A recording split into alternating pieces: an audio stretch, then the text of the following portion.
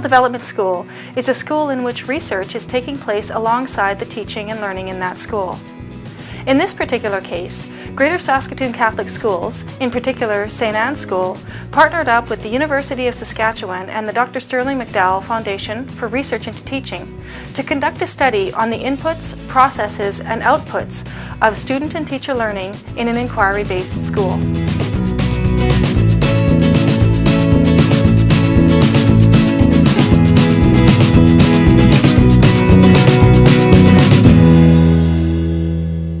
Inquiry-based learning is a process of learning where students raise and answer questions of personal interest as related to the curriculum outcomes they're working towards. The inquiry-based learning fosters and promotes the skills of critical thinking, problem solving, and collaboration.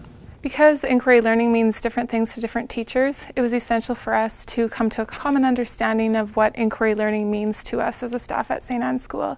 And in doing that, we had a great deal of dialogue, visited some schools that were inquiry-based schools in Calgary, and focused our PLC work around that. Typical inquiry-based learning unit will start with an overarching curriculum-based question determined by the students, teachers, or sometimes both. From there, the teacher will design a series of exploration type activities to activate prior knowledge, engage the students, and identify interest-based groupings. From there, students will be put into interest-based groupings where they'll have the opportunity to gather resources, research, synthesize information, create and build knowledge.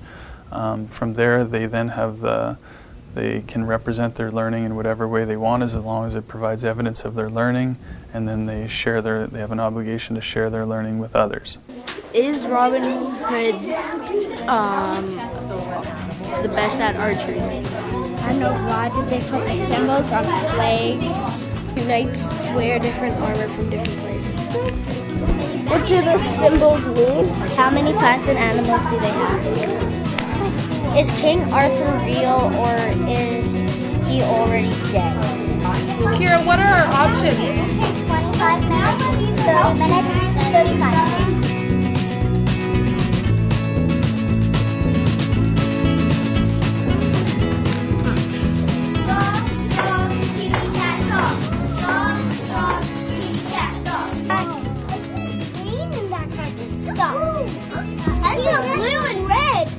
That's important.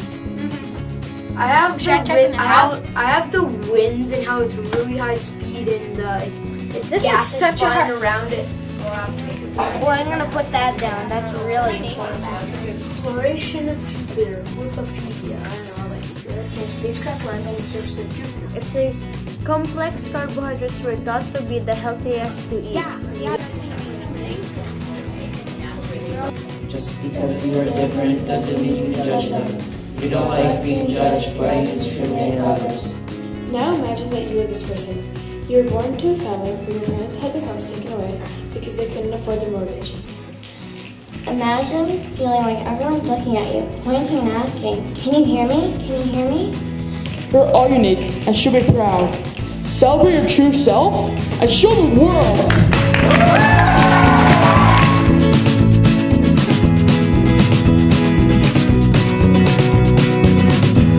Of the inputs in this study, one of the greatest was a change in teacher dispositions, which resulted in a change in the ways that teachers looked at students or in their expectations of students, and that resulted in a change in the environment in the school and the classroom.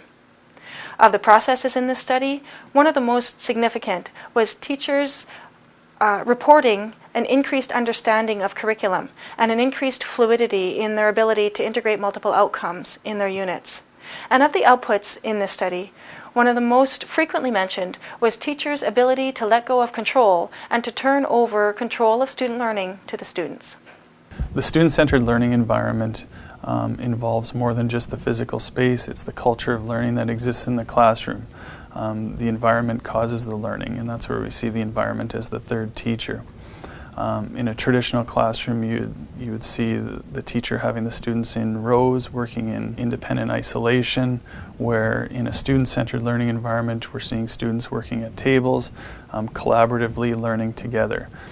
I start by looking at what the kids already know, doing some reflective writing, some chart making, some discussions around the topic, and from there we do some scaffolding activities, things that the kids will need to know before they're able to display their learning. One thing that really stands out is the flexibility of looking at your curriculum and being able to take bits and pieces from different subject areas, but gear it to what the kids are interested in. I never start with a binder full of material when I'm approaching a unit. It's always going to be different and fresh. Last year, for example, introducing a topic, I would have did some direct instruction, and then the students would have done a worksheet to show what they know. This year, I have more hands-on activities, more exploring, to find out the kids how they interact with what we're doing, and then they help develop the definition. I think initially teachers entered into this process with a great deal of fear and anxiety around the process and knowing that their instruction needed to look different. That fear quickly turned into excitement as they started to dabble with inquiry after we created a safe environment for staff and students and parents to all work together. Teachers were able to see firsthand what children were really capable of. It was amazing to see the curiosities and wonders that children had and to build their learning around those questions that they wanted answers for. In the early stages of our transition into inquiry-based learning, it was essential for us to examine the image of the child and what we believed about children in our building. In doing that, we broke down children into 3 age groups and started talking about how we viewed them. In doing that, it was a good experience for all of us where we were viewing children at a young age to be capable and competent, and starting to look at some negative beliefs we had about older children being lazy or self-centered.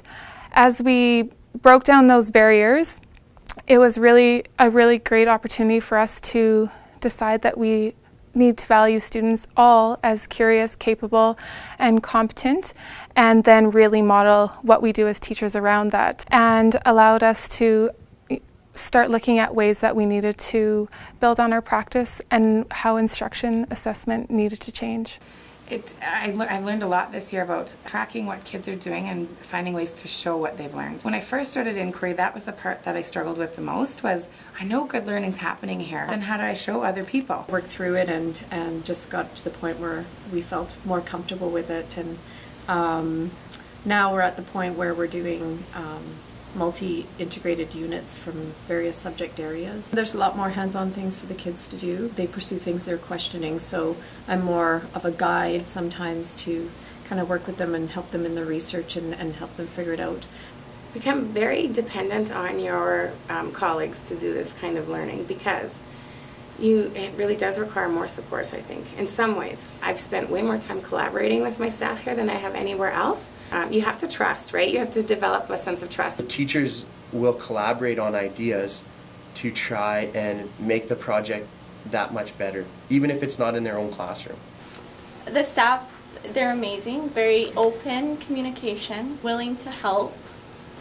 I've even found myself, even out in my day-to-day living, thinking, well, this would fit really well with our inquiry learning that we're doing. What kind of experiences can I bring to the children? What kind of people around us would fit? A lot of people are willing to come and work with children, and I just never had thought of asking before. Being able to sit down with students and hear their thinking one-on-one as I facilitate their learning. It's incredible. And just the idea of sharing that kind of knowledge with children really excited me. Student voice has a much more important role in the learning process. It involves students taking ownership, having voice, choice, and playing an active role in their learning. When we were learning about the First Nations in inquiry, we got to choose whatever we wanted to do. It was so awesome because it's kind of plain when you show your learning in just one project and everybody does the exact same. So then Some people made a video, some people did PowerPoint, some people did posters, some people did plays, and it was really awesome how you saw everyone's different learning in multiple different ways. The representations of learning are more authentic. They've chosen to represent their learning in a particular way. They choose to represent it in that way. And I think that's where the evidence of their learning is far more authentic. It's far more in depth because the engagement's there, and they've chosen to do it in that particular way. Student engagement has increased tremendously through the use of inquiry-based learning at our school. From that, teachers have really looked to students to build their instruction, and it's kind of become that guidepost to further instruction. The students have direction where their learning will go, and they also are engaged because their questions are valued, and it's the motivation to find out the answer versus, again, I got to learn this all before the test. Yeah, we did do lots of stuff, like build stuff and do other stuff. I find it more interesting when you use different stuff because it looks more artistic. Discovering kind of new things, and you can express like what you think and make anything you want, really. You get to share ideas with the class, the people in the table, and like everyone contributes, and like there's some things that like even the teacher doesn't know that some kids can like share. It's helping everyone, like everyone's having more fun in our school, and our school is more colorful now. Like the grade 8s did one on First Nations housing and water and stuff, and they came and they did this big thing, and they wrote letters to the Prime Minister, and they said they had a lot of fun because they worked a really long time on it. Student engagement has resulted from students taking more ownership of their learning, having more responsibility over their learning, and playing a much more active role in their learning. You can like be creative and do lots of different things. You get to do it in lots of different ways. I enjoy it a lot more. The students have inspired my learning a lot because just seeing them, kind of go in the direction they want to go and really enjoying what they're doing, that's inspired me, to keep learning and getting better at teaching. Our parents are much more engaged than merely involved in the school community through their active participation in the learning of their children and the learning that goes on in the school. Parents are thrilled and asking questions and more involved in their child's learning. One of my parents emailed me and said, "Hey, we know a geologist. Can I put you in contact with them?" So the kids are obviously talking about it at home, and the parents are getting involved too. Resources in the community and being able to connect them with the kids is an awesome resource. So I think that our kids they're being taught to ask questions, that you have your own mind, and you ask questions and you learn because it's what we're meant to do, not because I'm telling you to, right? It's interesting because it's almost like it's not something they have to learn, they want to. Students were able to demonstrate their learning and really come to be able to explain how they know what they know. Instead of just like the teacher telling you, you actually get to do your own thing. Like look around for it, instead of them just telling you, write down whatever. You don't want always them telling you the answers. Well, if you're learning about something and you get to make it with lots of different kinds of things, like clay, In classrooms, in hallways, you really notice lots of teacher reflection, student reflections on the halls. That comes about through teachers having dialogue with students in the classroom. The biggest shift is they can talk about their learning. It's like more fun, and instead of just sitting there, it's easier for me to remember stuff because I actually get to do it and I remember it better. In inquiry, it's easier to work because I'm better in group working than by myself because my groups cooperated really good, and you learn more in your group because your group members, I usually have my group members tell me new stuff I never knew, and I've been able to know like remember everything really well because of the projects we did. Because they were so fun, it's hard to forget them. These skills that they're going to be developing can never be taken away from them. The skills of the ability to work as a team and those problem-solving and critical thinking skills.